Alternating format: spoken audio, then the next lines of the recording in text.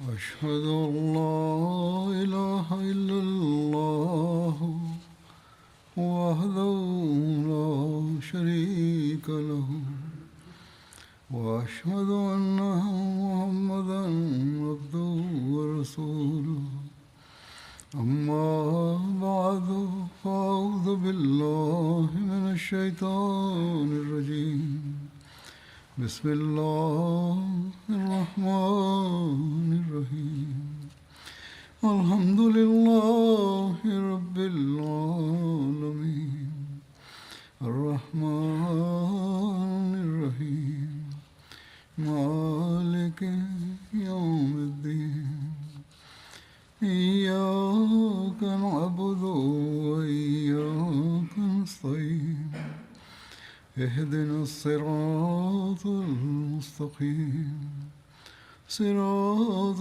الذين أنعمت عليهم غير المغضوب عليهم ولا الضالين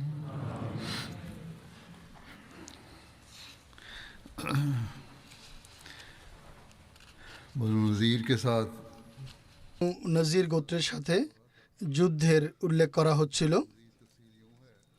এ সম্পর্কে আরও বিশদ বিবরণ যা হজরত মির্জা বশির আহমদ সাহেব রাদিয়াল্লাহু তাআলা আনহু সিরাত খাতামান নাবিন পুস্তকে লিখেছেন, তা হলো মহানবী সাল্লাল্লাহু আলাইহি ওয়াসাল্লাম যখন বনু নজিরের একটি দুর্গ অভিমুখে যাত্রা করেন তখন তিনি তার অবর্তমানে মদিনার বসতিতে ইবনে মাকতুম রাদিয়াল্লাহু তাআলা আনহুকে নামাজের ইমাম নিযুক্ত করেন আর স্বয়ং সাহাবীদের একটি দলের সাথে মদিনা থেকে বের হয়ে বনু নজিরের বসতি অবরোধ করেন। আর সে যুগের রণনীতি অনুযায়ী বনু নজির দুর্গে আবদ্ধ হয়ে যায়।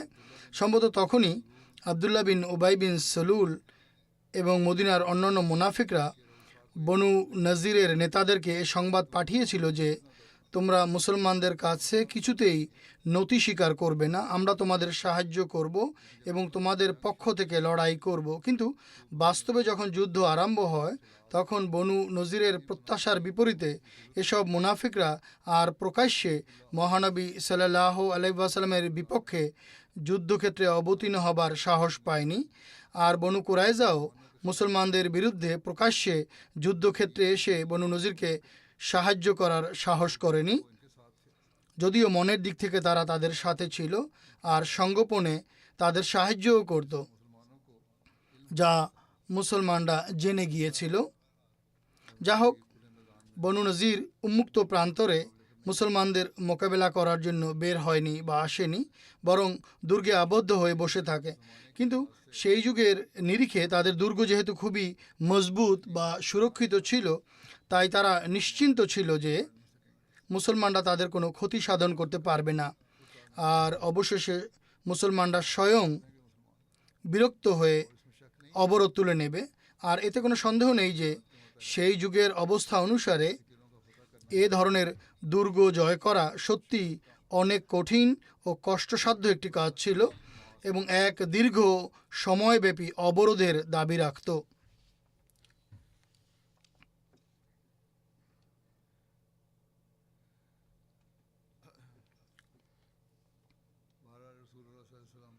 যা হোক, মহানবী সাল্লাল্লাহু আলাইহি ওয়াসাল্লাম সেখানে যান। তিনি সাল্লাল্লাহু আলাইহি ওয়াসাল্লাম বনু নজিরের দুর্গ অবরোধ অব্যাহত রাখেন। এই অবরোধ 6 দিন এবং আরেক রেওয়ায়েত অনুসারে 15 দিন পর্যন্ত বহাল থাকে। এছাড়া 20 এবং 23 দিনের ভাষ্য পাওয়া যায়। লোকেরা একথাও বলেছে যে 20 বা 23 দিন অবরোধ ছিল। অবরোধকালে মহানবী সাল্লাল্লাহু আলাইহি ওয়াসাল্লাম কয়েকটি গাছ কাটার ও পুড়ে ফেলার নির্দেশ দেন, কেননা ইহুদিরা যেহেতু দুর্গের প্রাচীর থেকে তীর ও পাথর নিক্ষেপ করছিল এবং এসব গাছ তাদের জন্য প্রতিরক্ষার ভূমিকা পালন করত,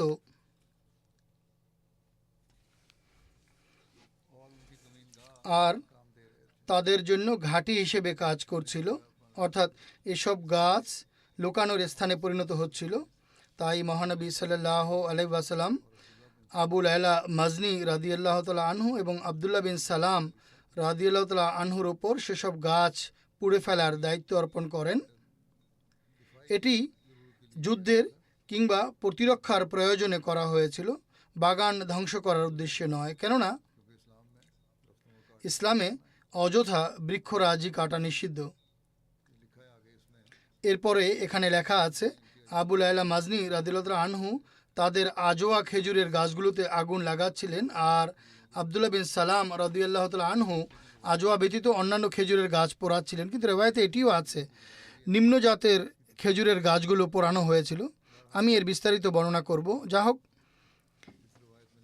এই রেওয়ায়েতে যা লেখা আছে তা হলো, হযরত আবু লায়লা রাদিয়াল্লাহু তাআলা আনহু বলেন, এই গাছগুলো তাদের মূল্যবান সম্পদ। এগুলো পোড়ালে তারা অনেক বেশি দুঃখ পাবে, কষ্ট পাবে। ইহুদিদের অনেক কষ্ট হবে, কেননা এগুলো তাদের মূলধন বা এগুলো তাদের পুঁজি। হযরত আবদুল্লাহ বিন সালাম রাদিয়াল্লাহু তাআলা আনহু বলেন, আল্লাহ তাআলা তাদের ধন সম্পদ মহানবী সাল্লাল্লাহু আলাইহি ওয়াসাল্লামের জন্য মালে গনিমত বা যুদ্ধলব্ধ সম্পদ বানাবেন। আবদুল্লাহ বিন সালাম রাদিয়াল্লাহু তাআলা আনহুর এই বাক্য থেকেও এটি স্পষ্ট হয় যে আজোয়া খেজুরের গাছ, যা অনেক মূল্যবান গাছ, সেগুলো পোড়ানো হয়নি, অন্যান্য গাছ পোড়ানো হয়েছিল।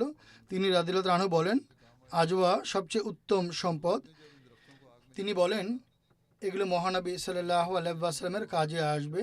ইহুদিরা যখন এই গাছগুলোকে আগুনে পুড়তে দেখে, তখন তাদের মহিলারা বুক চাপড়াতে থাকে, মুখে চপেটাঘাত করতে থাকে এবং আহাজারি করতে থাকে। এরপর ইহুদিরা তৎক্ষণাৎ সংবাদ প্রেরণ করে যে, হে মুহাম্মদ সাল্লাল্লাহু আলাইহি ওয়াসাল্লাম, আপনি তো অনেক সম্মানিত ও মর্যাদার অধিকারী। আপনি নৈরাজ্য সৃষ্টি করতে বারণ করেন এবং কোনো অবস্থাতেই বিশৃঙ্খলা পছন্দ করেন না, অথচ এখন আপনি নিজেই এ কাজ করছেন। কিন্তু যেমনটি বর্ণনা করা হয়েছে, এই গাছগুলো তাদের জন্য লুকানোর স্থান ও প্রতিরক্ষার কাজ করছিল, তাই তাদের এই প্রতিরক্ষা ব্যবস্থা গুড়িয়ে দেওয়া আবশ্যক ছিল।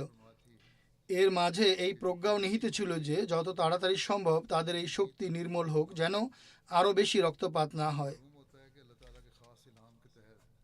এছাড়া মনে হচ্ছে আল্লাহ তাআলার বিশেষ ইলহামের আলোকে মহানবী সাল্লাল্লাহু আলাইহি ওয়াসাল্লাম এই গাছ পোড়ানোর নির্দেশ দিয়েছিলেন।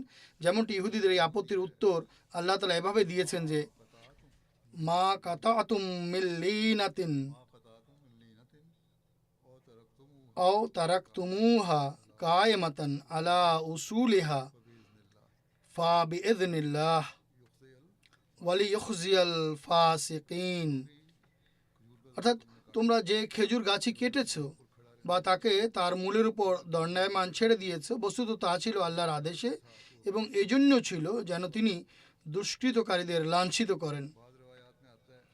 কোনো রেওয়ায়েতে বর্ণিত হয়েছে, মহানবী সাল্লাল্লাহু আলাইহি ওয়াসাল্লাম অবরোধের সময় ইহুদিদেরকে পুনরায় এক দফা ক্ষমা করার অভিপ্রায় ব্যক্ত করে নতুনভাবে চুক্তি সম্পাদনের প্রস্তাবও দিয়েছিলেন।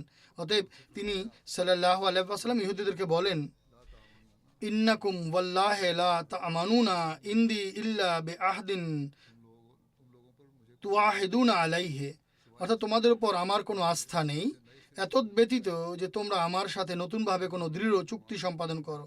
কিন্তু তারা চুক্তি করতে অস্বীকার করে।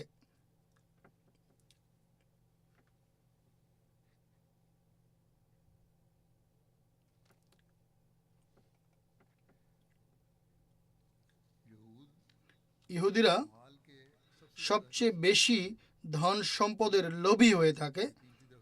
তাদের মূল্যবান গাছ যখন পোড়ানো হয়, তখন তারা সঙ্গে সঙ্গে নতজানু হয়ে এলাকা ছাড়তে সম্মত হয়ে যায়, এলাকা ত্যাগ করতে রাজি হয়ে যায়।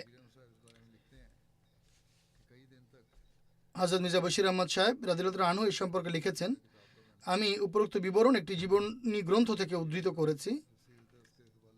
হযরত মির্জা বশির আহমদ সাহেব রাদিয়াল্লাহু তাআলা আনহুর যে জীবনী গ্রন্থ আছে তার বরাতে উল্লেখ করছি। এ সম্পর্কে তিনি লিখেছেন, বেশ কিছুদিন পর্যন্ত মুসলমানরা লাগাতার অবরোধ করে রাখে, কিন্তু কোনো লাভ হচ্ছিল না, কোনো ফলাফল সামনে আসছিল না। অবরোধের কয়েকদিন অতিবাহিত হবার পরও যখন কোনো কাজ হচ্ছিল না এবং বনু নজির রীতিমতো প্রতিরোধে অবিচল থাকে, তখন মহানবী সাল্লাল্লাহু আলাইহি ওয়াসাল্লাম আদেশ প্রদান করেন, দুর্গের বাইরে থাকা বনু নজিরের এসব খেজুর গাছগুলোর মধ্যে হতে কিছু গাছ কেটে ফেলা হোক। যে গাছগুলো কাটা হয়েছে সেগুলো লিনা জাতের খেজুর ছিল, যা নিম্ন জাতের খেজুর ছিল, যার ফল সাধারণত মানুষের খাবার হিসেবে ব্যবহৃত হতো না। আর এই নির্দেশের পেছনে অভিপ্রায় ছিল যেন এই গাছগুলোকে কর্তৃত হতে দেখে বনু নজির গোত্র ভীতত্রস্ত হয় এবং নিজেদের দুর্গের ফটক খুলে দেয়।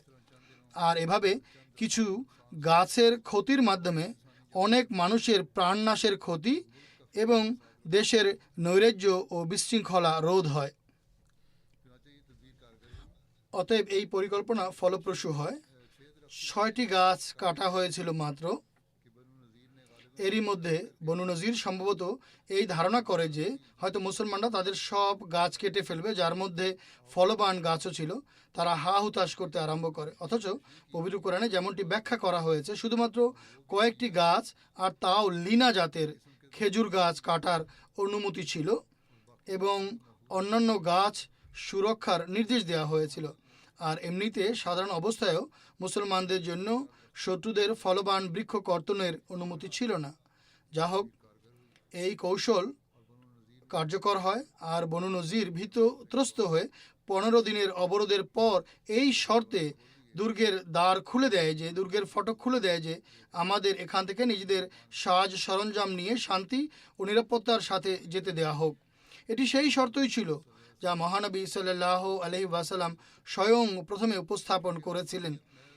আর যেহেতু তার নিয়ত ছিল কেবল শান্তি প্রতিষ্ঠা করা, তাই তিনি সাল্লাল্লাহু আলাইহি ওয়াসাল্লাম মুসলমানদের এই কষ্ট এবং সেসব ব্যয়কে উপেক্ষা করেন যা এই অভিযানে তাদের স্বীকার করতে হয়েছিল। এখনও তিনি সাল্লাল্লাহু আলাইহি ওয়াসাল্লাম বনু নজিরের এই শর্ত মেনে নেন আর হযরত মুহাম্মদ বিন মাসলামা রাদিয়াল্লাহু আনহুকে দায়িত্ব দেন তিনি যেন নিজের তত্ত্বাবধানে বনু নজির গোত্রকে শান্তি ও নিরাপত্তার সাথে মদিনা থেকে বিদায় করেন।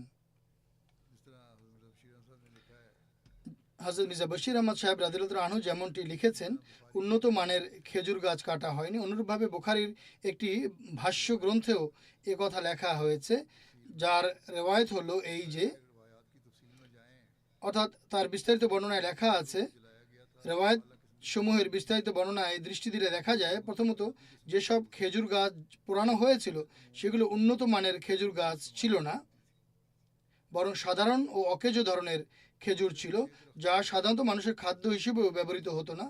অধিকন্তু কেবল 6টি বৃক্ষ পোড়ানো হয়েছিল, যেমনটি সিরাত খাতামান নবীন পুস্তকেও বর্ণিত হয়েছে।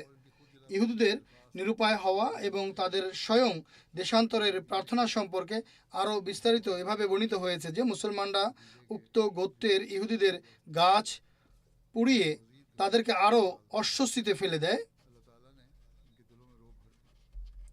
আল্লাহ তাআলা তাদের হৃদয়ে ভীতি সঞ্চার করেন, তাদের উদ্যম হারিয়ে যায় আর তারা অস্ত্র সমর্পণে প্রস্তুত হয়ে যায়। তারা আল্লাহ রসুল সাল্লাল্লাহু আলাইহি ওয়াসাল্লামকে সংবাদ পাঠায় যে, আমরা মদিনা থেকে বেরিয়ে যেতে প্রস্তুত আছি, আপনি আমাদেরকে শান্তিপূর্ণ দেশান্তরের সুযোগ করে দিন।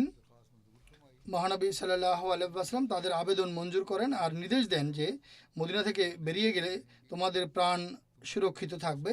তোমাদের উট যেসব মালপত্র বহন করতে পারে তাও নিয়ে যাও, শুধুমাত্র অস্ত্র ব্যতিরেকে। ইসলাম ও মহানবী সাল্লাল্লাহু আলাইহি ওয়াসাল্লামের উপর যুদ্ধ এবং হত্যা ও লুটপাট, যুদ্ধলব্ধ সম্পদ সংগ্রহ ইত্যাদি বিষয়ে আপত্তিকারীদের দেখা উচিত যে, এখন মহানবী সাল্লাল্লাহু আলাইহি ওয়াসাল্লাম উক্ত ইহুদিদের উপর কর্তৃত্ব অর্জন করা সত্ত্বেও, আর ইহুদিও তারা যারা কিনা অনবরত চুক্তিভঙ্গ করে গিয়েছে, সেসব লোক যারা বেশ কয়েকবার মহানবী সাল্লাল্লাহু আলাইহি ওয়াসাল্লামকে, যিনি কিনা মদিনা রাষ্ট্রের শাসকও ছিলেন, তাকে হত্যা করার হীন ষড়যন্ত্র ও চেষ্টাও করেছিল, আর একসময় অস্ত্রসজ্জিত হয়ে রীতিমতো বিদ্রোহ আরম্ভ করেছিল।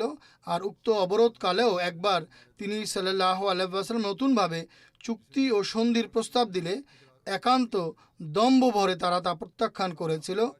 আর এখন অবশেষে যখন মহানবী সাল্লাল্লাহু আলাইহি ওয়াসাল্লাম তাদের উপর স্বীয় কর্তৃত্ব প্রতিষ্ঠা করেন, তখন তাদেরকে যত কঠোর শাস্তি দেওয়া হোক না কেন তা বৈধ হতো। কিন্তু মহানবী সাল্লাল্লাহু আলাইহি ওয়াসাল্লাম তার শান্তিপ্রিয়তা ও আপোষকামিতা এবং মানুষের প্রতি দয়া ও স্নেহের অদ্ভুত মাহাত্ম্য ও প্রকৃতি এখানে প্রকাশ পায় যে, তিনি তাদেরকে এখান থেকে শান্তি ও নিরাপত্তার সাথে নির্বাসিত হওয়ার অনুমতি প্রদান করেন।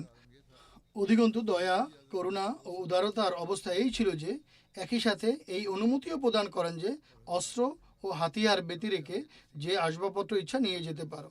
অতএব পরবর্তীতে বিস্তারিত বর্ণনা করা হবে যে ইহুদিরা এই ক্ষমা ও দানকে এমনভাবে কাজে লাগায় যে নিজেদের বাড়ির দরজা পর্যন্ত খুলে নিয়ে 600 উটের উপর আসবাবপত্র বোঝাই করে নিয়ে যায়।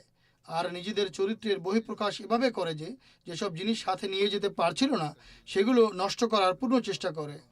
অতএব তারা নিজেদের বাড়িঘরের ছাদ ও ও দেয়ালগুলিকে ভূপাতিত করে দেয় যেন তা মুসলমানদের কাজে না আসে, অর্থাৎ বাড়িঘরগুলো ভেঙে দিয়ে যায়। जलावतनी के लिए जो शराइत रखी गई हैं দেশান্তরের জন্য অর্থাৎ বনু নজির গোত্রের নির্বাসনের জন্য যেসব শর্ত নিরূপণ করা হয়েছিল उन शराइत के हवाला से সেসব শর্তের প্রেক্ষিতে এই বিষয়গুলোর উল্লেখ পাওয়া যায়। 1 নম্বর, বনু নজির গোত্রের ইহুদিরা মদিনা মুনাওয়ারা থেকে যেখানে ইচ্ছা যেতে পারবে। এটি হচ্ছে প্রথম কথা। অর্থাৎ অর্থাৎ তারা বনু নজির গোত্রের লোকেরা মদিনা ছেড়ে যাবে, বাকি যেখানে খুশি চলে যাক, অর্থাৎ যেখানে যেতে চায় যেতে পারে। ইহুদিরা মদিনা মুনাওয়ারা থেকে দেশান্তরিত হওয়ার সময় সম্পূর্ণরূপে নিরস্ত্র থাকবে। অস্ত্র ব্যতি রেখে ইহুদিরা তাদের ধন সম্পদ যতটা নিজেদের উঠে করে নিয়ে যেতে পারে নিয়ে যাবে। নাম্বার 4, ইহুদিদের সামর্থ্য অনুযায়ী সম্পদ নিয়ে যাওয়ার পর তাদের স্থাবর অস্থাবর যেসব সম্পদ রয়ে যাবে সেগুলিতে মুসলমানদের মালিকানা হবে বা কর্তৃত্ব হবে। দেশান্তরের কাজের তদারকি এবং ইহুদিদের ওজর ও বাহানা করা সম্পর্কেও বর্ণনা রয়েছে। এ সম্পর্কে লেখা আছে যে বনু নজিরকে মদিনা মুনাওয়ারা থেকে বিতাড়িত করার দায়িত্ব হযরত মুহাম্মদ বিন মাসলামা রাদিয়াল্লাহু তাআলা আনহুর উপর অর্পণ করা হয়। তখন ইহুদিরা আরেকটি ওজর বা আপত্তি করে যে এখানকার অনেক লোক আমাদের কাছে ঋণী, নির্দিষ্ট মেয়াদ শেষে তারা সেই ঋণ পরিশোধ করবে, সেগুলোর কি হবে? তাদের উদ্দেশ্য ছিল এভাবে যেন মদিনায় থাকার আরও সুযোগ তাদের লাভ হয়। মহানবী সাল্লাল্লাহু আলাইহি ওয়াসাল্লাম বলেন, তোমরা সুদ ছেড়ে দিয়ে ঋণের অর্থ কমিয়ে দাও এবং দ্রুত করো। অর্থাৎ ঠিক আছে, ঋণ তোমরা ফেরত পাবে, তবে শর্ত হলো তোমাদেরকে সুদ ছেড়ে দিতে হবে, সুদ মাফ করে দিতে হবে, কিন্তু এখান থেকে যত দ্রুত সম্ভব বের হয়ে যাও। আবু রাফে সালাম বিন আবি হুকায়েক হযরত উসায়েদ বিন হুজায়ের রাদিয়াল্লাহু আনহুর কাছে 120 দিনার পেত। অতএব সে 40 দিনারের সুদ মাফ করে দিয়ে মূল অর্থ 80 দিনার গ্রহণ করে। অনুরূপভাবে আরও অনেক লোক থাকবে বা আরও অনেকেই থাকবে। মহানবী সাল্লাল্লাহু আলাইহি ওয়াসাল্লাম যখন দেশান্তরের শর্ত আরোপ করেন তখন আবু রাফে সালাম বিন আবি হুকায়েক হুই বিন আখতাবকে বলে, তোমার মন্দ হোক, এর চেয়েও মন্দ পরিণামের সম্মুখীন হওয়ার পূর্বেই ইসলাম গ্রহণ করে নাও। হুই বলে, এর চেয়ে মন্দ পরিণাম আর কি হতে পারে? আবু রাফে বলে, আমাদের সন্তানদের বন্দী করা হবে, আমাদের যোদ্ধারা নিহত হবে, আর আমাদের ধন সম্পদ মুসলমানদের করায়ত্তে চলে যাবে। আর ধন সম্পদ ছেড়ে দিয়ে প্রাণ রক্ষা করা সহজ। যদি আমরা কোনো নৈরাজ্য সৃষ্টি করি তাহলে এর পরিণাম হবে মৃত্যু এবং বন্দী হওয়া। হুই একদিন এই সিদ্ধান্তের বিষয় চিন্তা ভাবনা করতে থাকে। যখন ইয়ামিন বিন উমায়ের এবং আবু সাদ বিন ওহাব তার এই দ্বিধান্বিত অবস্থা দেখে তখন তাদের একজন অপরজনকে বলে, নিঃসন্দেহে তোমার জানা আছে যে মুহাম্মদ সাল্লাল্লাহু আলাইহি ওয়াসাল্লাম আল্লাহর রসুল, অতএব তুমি কিসের অপেক্ষা করছো? আমাদের ইসলাম গ্রহণ করা উচিত, আমাদের মুসলমান হওয়া উচিত। আমাদের তো জানা আছে আর আমাদের কিতাব থেকেও এটি প্রমাণিত হয়, তাই আমাদের ইসলাম গ্রহণই উত্তম হবে। এভাবে আমাদের সম্পদ ও প্রাণ সুরক্ষিত হয়ে যাবে। অতএব তারা রাতের অন্ধকারে নিজেদের দুর্গ থেকে বের হয় আর মুসলিম বাহিনীর কাছে আসে। তারা ইসলাম গ্রহণ করে নিজেদের প্রাণ ও সম্পদ নিরাপদ করে নেয়। এভাবে এই দুজন মুসলমান হয়ে যায়। ইয়ামিন বিন উমায়ের পরবর্তীতে অনেক নিষ্ঠাবান সাহাবী প্রমাণিত হন, বরং তার হৃদয়ে সেই দিনগুলোতেই মহানবী সাল্লাল্লাহু আলাইহি ওয়াসাল্লামের প্রতি এতটা ভালোবাসা সৃষ্টি হয়ে গিয়েছিল যে বনু নজির গোত্রের যেই ইহুদি আমর বিন জাহাস মহানবী সাল্লাল্লাহু আলাইহি ওয়াসাল্লামকে হত্যা করার ঘৃণ্য চেষ্টা করেছিল, সে উক্ত ইসলাম গ্রহণকারী ইয়ামিন বিন উমায়েরেরই চাচাতো ভাই ছিল।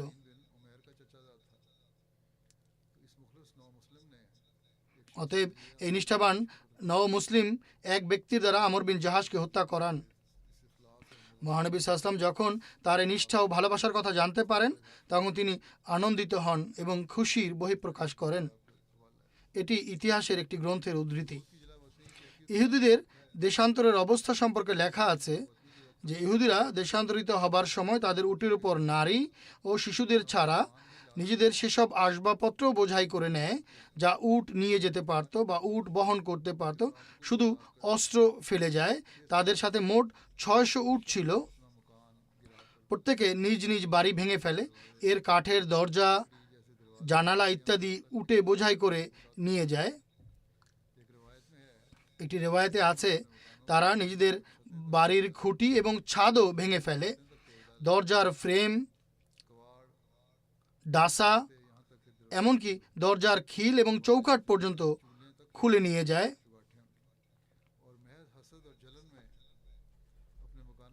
আর শুধুমাত্র হিংসা ও আক্রোশের বশে তারা নিজেদের বাড়িঘরের দেয়াল পর্যন্ত ধসিয়ে দেয় যেন তাদের নির্বাসনের পর সেগুলো মুসলমানদের ব্যবহারযোগ্য না থাকে। ইহুদিরা যখন তাদের সন্তান সন্ততি এবং নারীদের যাত্রীবাহী উটের উপর আরোহণ করায় এবং অন্যান্য মালবাহী উটের উপর মালপত্র বোঝাই করতে থাকে তখন তাদের আচার আচরণ দেখে মনে হচ্ছিল তাদের মাঝে নির্বাসনের কারণে কোনো দুশ্চিন্তা বা অনুশোচনা নেই, অথচ তাদের অন্তর হিংসার আগুনে দাউ দাউ করে জ্বলছিল, হৃদয়ে জলে পড়ে যাচ্ছিল, কিন্তু ভাব দেখাচ্ছিল যেন তাদের কোনো ভ্রুক্ষেপ নেই। মোটের ওপর লোকদের এটি বুঝাতে চাচ্ছিল যে আমরা সানন্দে এখান থেকে চলে যাচ্ছি। এরা প্রথমে বনু হারেস বিন খাজরাজের এলাকা অতিক্রম করে, জিসর অতিক্রম করে, এরপর মদিনা মুনাব্বারার বাজার দিয়ে তারা অতিক্রম করে। জিসর হলো মদিনার একটি বাজারের নাম। যা হোক, তারা তাদের নারীদের সাজিয়ে গুজিয়ে উটের হাওদায় বসিয়ে রেখেছিল, তাদেরকে উটের উপর বসিয়ে দিয়েছিল আর একই সাথে গান বাজনার তালে তালে তাদের নর্তকীরা নৃত্যও করছিল। এরা সবার সামনে নিজেদের ধন সম্পদ ও প্রাচুর্য প্রদর্শন করছিল যেন মানুষ তাদের প্রতি ঈর্ষান্বিত হয়। আবু রাফে চামড়ার তৈরি একটি থলি সোনার উপায়ে ভরে রেখেছিল, সেটিকে উঁচিয়ে তুলে ধরে বলছিল, আমরা এই সম্পদ, এই অর্থ এহেন পরিস্থিতি মোকাবেলা করার জন্য এবং বিজয় লাভের জন্য রেখেছিলাম। তাদের চলে যাওয়ার বা যাত্রার দৃশ্য এমন ছিল, গান গাচ্ছিল, সানাই বাজছিল, উত্তেজক পংক্তি পাঠ করছিল এবং নৃত্যগীত করছিল। পক্ষান্তরে মহানবী সাল্লাল্লাহু আলাইহি ওয়াসাল্লাম তাদের হীনতা এবং হীনমন্যতা উপেক্ষা করেন। এসব দেখা সত্ত্বেও তাদের প্রতি কোনো মনোযোগ দেননি, ভ্রুক্ষেপ করেননি। তারা যদি অন্য কোনো জাতির মুখোমুখি হতো তাহলে হয়তো শরীর ঢাকার মতো কোনো কাপড়ও তাদেরকে দেয়া হতো না।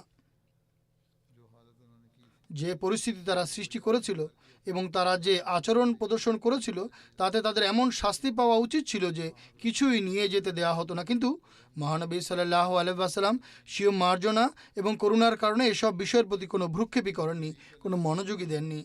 বনু নজিরের নতুন ঠিকানা কোথায় হয়েছিল এ সম্পর্কে লেখা আছে, বনু নজির যখন দেশান্তরের নির্দেশ পায় তখন তাদের জন্য সমগ্র আরব উপদ্বীপ ত্যাগ করার প্রয়োজন ছিল না, কেবল মদিনা মুনাব্বরা ত্যাগ করা আবশ্যক ছিল। শুধুমাত্র মদিনা থেকে বহিষ্কার করা হয়েছিল, এছাড়া যেখানে ইচ্ছা বসতি স্থাপন করতে পারত। অতএব তাদের মধ্যে হতে কিছু সিরিয়ার আজরিয়াত অঞ্চলের দিকে চলে যায় এবং অধিকাংশ খায়বার অভিমুখে যায়। খায়বার মদিনা মুনাব্বরা থেকে প্রায় 96 মাইল দূরে অবস্থিত। এটি আরব উপদ্বীপে বসতি স্থাপনকারী ইহুদিদের এত বড় কেন্দ্র ছিল যে এখানে সশস্ত্র যোদ্ধার সংখ্যাই ছিল 10,000।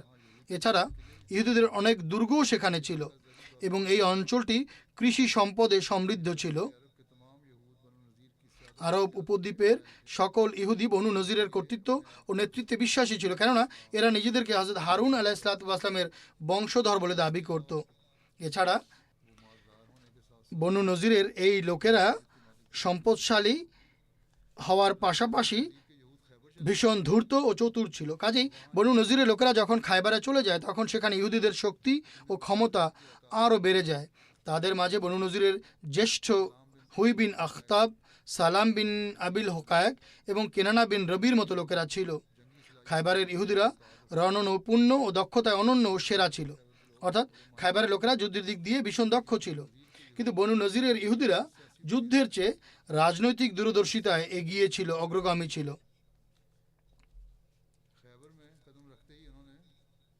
রাজনীতির দিক দিয়ে বনু নজিরের অধিবাসীরা অনেক বিচক্ষণ ছিল। খায়বারে পা রাখতেই তারা অর্থাৎ বনু নজিরের লোকেরা খুব সহজেই নিজেদেরকে কর্তৃত্ব ও নেতৃত্বের আসনে অধিষ্ঠিত করে, আর এর ফলে খায়বার মুসলমানদের জন্য একটি প্রধান রণাঙ্গনে পরিণত হয়, একটি মূল যুদ্ধক্ষেত্রে পরিণত হয়। বনু নজিরের ইহুদিদের সাথে আনসার পুত্রদের যাবার ব্যাপারে বর্ণিত হয়েছে। বনু নজিরের কিছু মানুষ মদিনা থেকে নির্বাসিত হয়ে সিরিয়ার আজরিয়াত অঞ্চল অভিমুখে চলে যায়। সেসব ইহুদির মাঝে কয়েকজন মুসলমান আনসারের পুত্রও ছিল। এর কারণ হলো ইসলাম গ্রহণের পূর্বে তাদের এই রীতি ছিল, যদি কোনো আনসার নারীর সন্তান জীবিত না থাকতো তাহলে সেই নারী এই মানত করত, যদি তার পুত্র বেঁচে থাকে তাহলে সে তাকে ইহুদি বানিয়ে দেবে। অতএব এমন অনেক মানুষ ছিল আনসারের পুত্র হওয়া সত্ত্বেও যাদেরকে ইহুদি বানিয়ে দেয়া হয়েছিল। যখন বনু নজিরের লোকেরা দেশান্তরিত হতে থাকে তখন সেসব পুত্রের পিতারা বলে, আমরা আমাদের সন্তানদেরকে তাদের সাথে যেতে দেব না। তখন আল্লাহ তাআলা তাদের জন্য এই ওহী অবতীর্ণ করেন। সিরাতুল হালবিয়ায় এ কথা লেখা আছে যে আল্লাহ তাআলা বলেন, লা ইকরাহা ফিদ্দিন, অর্থাৎ ধর্মে কোনো বল প্রয়োগ নেই। হযরত মির্জা বশির আহমদ সাহেব রাদিয়াল্লাহু তাআলা আনহু এ সম্পর্কে লিখেছেন, বনু নজির অনেক ধুমধাম ও মহাসমারোহে নিজেদের সকল আসবাবপত্র, এমনকি স্বয়ং নিজেদের হাতে নিজেদের ঘর বাড়ি ভেঙে এসবের দরজা, চৌকাঠ এবং কাঠ পর্যন্ত খুলে নিজেদের সাথে করে নিয়ে যায়। আরও লেখা আছে, এরা মদিনা থেকে এমন উৎসব মুখর পরিবেশে ও জাঁকজমকের সাথে গান বাজনা করতে করতে যাত্রা করে যেভাবে একটি বরযাত্রী যাত্রা করে থাকে। যদিও তাদের যুদ্ধাস্ত্র এবং স্থাবর সম্পত্তি প্রভৃতি অর্থাৎ বাগান ইত্যাদি মুসলমানদের হস্তগত হয়, আর যেহেতু কোনো প্রকার প্রথাগত যুদ্ধ ছাড়াই এই সম্পদ অর্জিত হয়েছিল, তাই ইসলামী শরীয়ত অনুযায়ী এর বন্টনের অধিকার একমাত্র মহানবী সাল্লাল্লাহু আলাইহি ওয়াসাল্লামের হাতেই ছিল। আর তিনি সাল্লাল্লাহু আলাইহি ওয়াসাল্লাম এই সম্পদের অধিকাংশ দরিদ্র মুহাজিরদের মাঝে বন্টন করে দেন, যাদের জীবিকা নির্বাহের ভার তখনও পর্যন্ত সেই প্রারম্ভিক ভ্রাতৃত্ব বন্ধনের অধীনে আনসারের সম্পদের উপর নির্ভরশীল ছিল।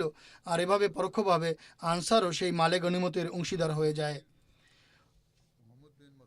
মুহাম্মদ বিন মাসলামা সাহাবীর তত্ত্বাবধানে বনু নজির গোত্র যখন মদিনা থেকে বের হচ্ছিল তখন কতক আনসার সেসব লোকদেরকে তাদের সাথে যেতে বাধা দিতে চায় যারা প্রকৃতপক্ষে আনসারের সন্তান ছিল, কিন্তু আনসারের মানত পূরণ করতে গিয়ে তারা ইহুদি হয়ে গিয়েছিল, আর বনু নজির তাদেরকে নিজেদের সাথে করে নিয়ে যেতে চাচ্ছিল।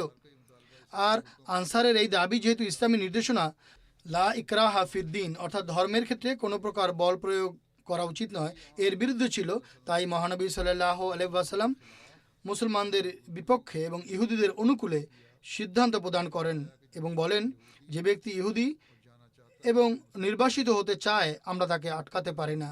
তবে বনু নজিরের দুজন ব্যক্তি স্বয়ং নিজেদের ইচ্ছায় মুসলমান হয়ে মদিনায় থেকে যায়, যেমনটি পূর্বেই উল্লেখ করা হয়েছে। এক রাওয়ায়াতে বর্ণিত হয়েছে, মহানবী সাল্লাল্লাহু আলাইহি ওয়াসাল্লাম বনু নজিরের বিষয়ে এই সিদ্ধান্ত প্রদান করেছিলেন তারা যেন সিরিয়া অভিমুখে চলে যায়, অর্থাৎ আরবে না থাকে।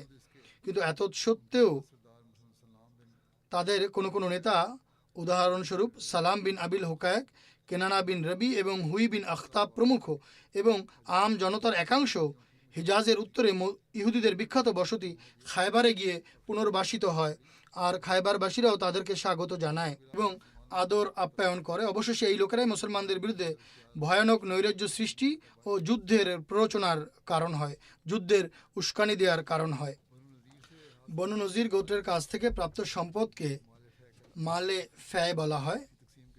এর বন্টন কিভাবে হয়েছিল এ সম্পর্কে লেখা আছে, বনু নজির গোত্র নির্বাসিত হবার পর তাদের অস্ত্র শস্ত্র, বাগান, জায়গা জমি এবং বাড়িঘর মহানবী সাল্লাল্লাহু আলাইহি ওয়াসাল্লামের হস্তগত হয়।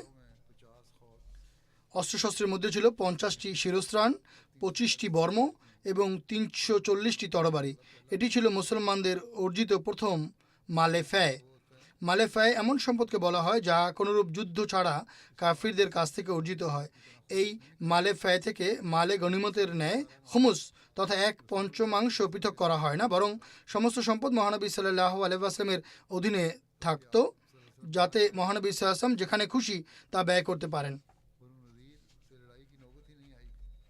বনু নজিরের সাথে যুদ্ধ করার কোনো প্রয়োজনই পড়েনি, বরং আল্লাহ তালা তার নবীর প্রতাপ ও প্রভাব তাদের হৃদয়ে বিস্তার করে দিয়েছিলেন। এভাবে আল্লাহ তালা তার রসুলকে তাদের সম্পদের উত্তরাধিকারী বানিয়ে দিয়েছিলেন। এই সম্পদ ছিল মালে ফে। মহানবী সাল্লাল্লাহু আলাইহি ওয়াসাল্লাম তাদের সকল সহায় সম্পদ মুসলমানদের মাঝে বিতরণ করে দেন, যেন তারা সেগুলো পুণ্যকর্মে ব্যয় করতে পারে। এ বিষয়ে আল্লাহ তালা বলেন, ওয়ামা আফা আল্লাহু আলা রাসূলিহি মিনহুম ফামা আওজাফতুম আলাইহি মিন খাইলিন ওয়ালা রিকাবিন ওয়ালাকিন্নাল্লাহা ইউসাল্লিতু রাসূলাহু আলা মান ইয়াশাউ ওয়াল্লাহু আলা কুল্লি শাইইন কাদির।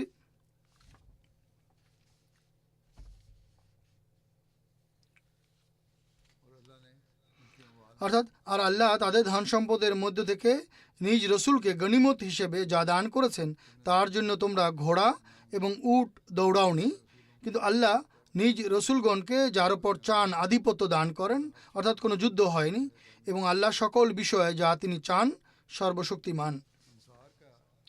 আনসারের উদ্ভূত ঈর্ষণীয় ভালোবাসা এবং আত্মত্যাগের দৃষ্টান্ত এখানে আমরা দেখতে পাই। মহানবী সাল্লাল্লাহু আলাইহি ওয়াসাল্লাম এই মালে ফ্যায় বিতরণ করার সময় হযরত সাবেত বিন কায়েস বিন শামাস রাদিয়াল্লাহু আনহুকে বলেন, আমার সামনে তোমার জাতিকে একত্রিত করো। তিনি রাদিয়াল্লাহু আনহু জিজ্ঞেস করেন, হে আল্লাহ রসুল সাল্লাল্লাহু আলাইহি ওয়াসাল্লাম, খাজরাজ গোত্রের লোক? তিনি সাল্লাল্লাহু আলাইহি ওয়াসাল্লাম বলেন, সকল আনসারকে ডেকে আনো। তখন তিনি রাদিয়াল্লাহু আনহু তার সম্মুখে অওস এবং খাজরাজ গোত্রের সকল আনসারকে ডেকে আনেন। মহানবী সাল্লাল্লাহু আলাইহি ওয়াসাল্লাম আল্লাহর প্রশংসা ও গুণকীর্তন করার পর মুহাজিরদের সাথে আনসারের উত্তম আচরণের উল্লেখ করতে গিয়ে বলেন, অর্থাৎ মুহাজিরদের সাথে আনসার যে উত্তম আচরণ করেছিল তার উল্লেখ করেন আর বলেন, যদি তোমরা চাও, অর্থাৎ আনসারদের উদ্দেশ্যে বলেন, যদি তোমরা চাও তাহলে বনু নজিরের কাছ থেকে প্রাপ্ত মালে ফ্যায় তোমাদের এবং মুহাজিরদের মাঝে বিতরণ করা হবে।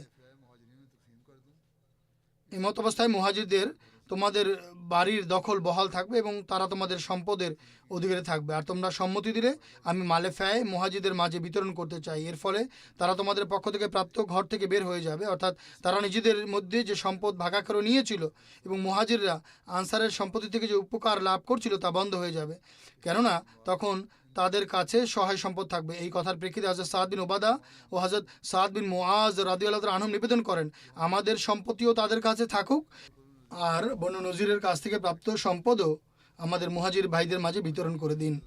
অর্থাৎ আমরা তাদেরকে যে সম্পদ দিয়ে রেখেছি সেটা তাদের কাছে থাকুক এবং বনু নজির থেকে প্রাপ্ত মালে ফ্যায়ও তাদেরকে দিয়ে দিন। মুহাজিররা চতুর্দিক থেকে আনসারের এই আওয়াজ শুনতে পেল, রাজিনা ওয়া সাল্লাম না ইয়া রাসূলুল্লাহ, অর্থাৎ হে আল্লাহ রসুল সাল্লাল্লাহু আলাইহি ওয়াসাল্লাম, আমরা এই সিদ্ধান্তে সন্তুষ্ট এবং আমরা এতে সম্মতি দিচ্ছি। মহানবী সাল্লাল্লাহু আলাইহি ওয়াসাল্লাম ত্যাগের এই স্পৃহা দেখে খুবই প্রীত হন এবং বলেন, আল্লাহুম্মার হামিল আনসারা ও আবনাল আনসার, অর্থাৎ হে আল্লাহ, আনসার এবং তাদের সন্তানদের প্রতি অনুগ্রহ বর্ষণ করো। মহানবী সাল্লাল্লাহু আলাইহি ওয়াসাল্লাম অধিকাংশ সম্পদ মুহাজিরদের মাঝে বিতরণ করে দেন। আনসারের মধ্যে থেকে কেবল দুজন অভাবী সাহাবীকে উক্ত সম্পদের অংশ বিশেষ দেয়া হয়, যারা ছিলেন যথাক্রমে হযরত সাহাল বিন হুনায়ফ এবং হযরত আবু দুজানা রাদিয়াল্লাহু তাআলা আনহুম। ইবনে ওয়াইনা বর্ণনা করেন, আমি জুহরিকে বলতে শুনেছি, মহানবী সাল্লাল্লাহু আলাইহি ওয়াসাল্লাম বনু নজিরের সম্পদ থেকে হযরত সাহাল বিন হুনায়ফ এবং হযরত আবু দুজানা রাদিয়াল্লাহু তাআলা আনহু ব্যতীত আনসারের মধ্য থেকে আর কাউকে এর অংশ দেননি। এই দুজন সাহাবী যেহেতু অভাবী ছিলেন তাই তাদেরকে উক্ত সম্পদের অংশ দেয়া হয়। মহানবী সাল্লাল্লাহু আলাইহি ওয়াসাল্লাম হযরত সাদ বিন মুআজ রাদিয়াল্লাহু তাআলা আনহুকে আবু হুকায়কের তরবারিটি প্রদান করেন। এই তরবারির বিশেষ খ্যাতি ছিল। মহানবী সাল্লাল্লাহু আলাইহি ওয়াসাল্লাম অবশিষ্ট জিনিসপত্র দরিদ্রদের মাঝে বিতরণ করে দেন আর কিছু নিজের জন্য রাখেন, যা তার পবিত্র সহধর্মিণীদের বিভিন্ন ব্যয় নির্বাহের জন্য ছিল। একটি রিওয়ায়াতে বর্ণিত হয়েছে, মহানবী সাল্লাল্লাহু আলাইহি ওয়াসাল্লাম বনু নজিরের এসব বাগান থেকে প্রাপ্ত শস্যাদির মধ্য থেকে 1 বছরের ব্যয়ের সমপরিমাণ নিজ স্ত্রীদের প্রদান করতেন, অর্থাৎ তাদের যে বার্ষিক ব্যয় ছিল তা নিজের স্ত্রীদের দিতেন আর যা অবশিষ্ট থাকতো তা জিহাদের প্রস্তুতির জন্য ব্যয় করতেন। দরিদ্র ও অসহায়দের সাহায্য এই অর্থ থেকে করা হতো। বনু নজিরের 7টি বাগান ছিল, যেগুলো দেখাশোনার জন্য মুক্ত কৃতদাস হযরত আবু রাফেকে দায়িত্ব প্রদান করা হয়, অর্থাৎ তিনি বাগানগুলোর ম্যানেজার ছিলেন। এসব বাগানের নাম ছিল যথাক্রমে মিসআব, সাফিয়া, দিলাল, হুসনা, বোরকা, আওয়াফ ও মাশরাবা উম্মে ইব্রাহিম। যাই হোক, এখানে বনু নজিরের যুদ্ধের বর্ণনা সমাপ্ত হচ্ছে। আগামীতে ইনশাল্লাহ অন্যান্য যুদ্ধের বর্ণনা করব। পাকিস্তানের আহমদীদের জন্য দোয়া অব্যাহত রাখুন। সেখানকার সার্বিক পরিস্থিতির উন্নতির জন্য দোয়ারত থাকুন। আল্লাহ তাআলা সেখানকার সার্বিক শান্তি ও নিরাপত্তার ব্যবস্থায় উন্নতি দিন আর আহমদীদের নিজ নিরাপত্তার বেষ্টনীতে আবদ্ধ রাখুন। সারা বিশ্বের মুসলমানদের সার্বিক পরিস্থিতির জন্য দোয়া করুন। তারাও যেন যুগ ইমামকে মান্য করে নিজেদের গৌরব পুনরুদ্ধার করতে পারে। পৃথিবীতে যুদ্ধের যে সার্বিক পরিস্থিতি সৃষ্টি হচ্ছে তার জন্য দোয়া করুন। বিশ্ব পরিস্থিতি যেদিকে অগ্রসর হচ্ছে তা দেখে এখন তো মনে হচ্ছে যুদ্ধ হবেই হবে, কিন্তু আল্লাহ তাআলা প্রত্যেক আহমদী ও প্রত্যেক নিষ্পাপকে যুদ্ধের মন্দ প্রভাব থেকে রক্ষা করুন, নিরাপদ রাখুন।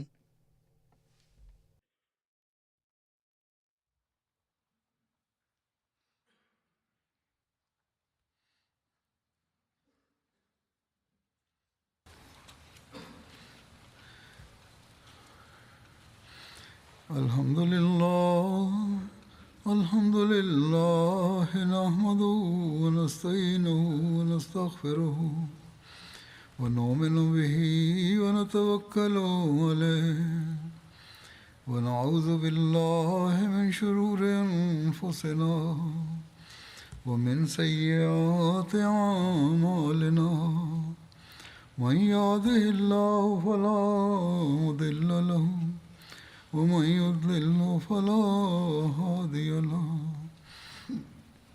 ونشهد أن لا إله إلا الله ونشهد أن محمدا عبده ورسوله عباد الله رحمكم الله إن الله يأمر بالعدل والإحسان وإيتاء ذي القربى وينهى عن الفحشاء والمنكر والبغي يعظكم لعلكم تذكرون اذكروا الله يذكركم وادعوه يستجب لكم ولذكر الله أكبر.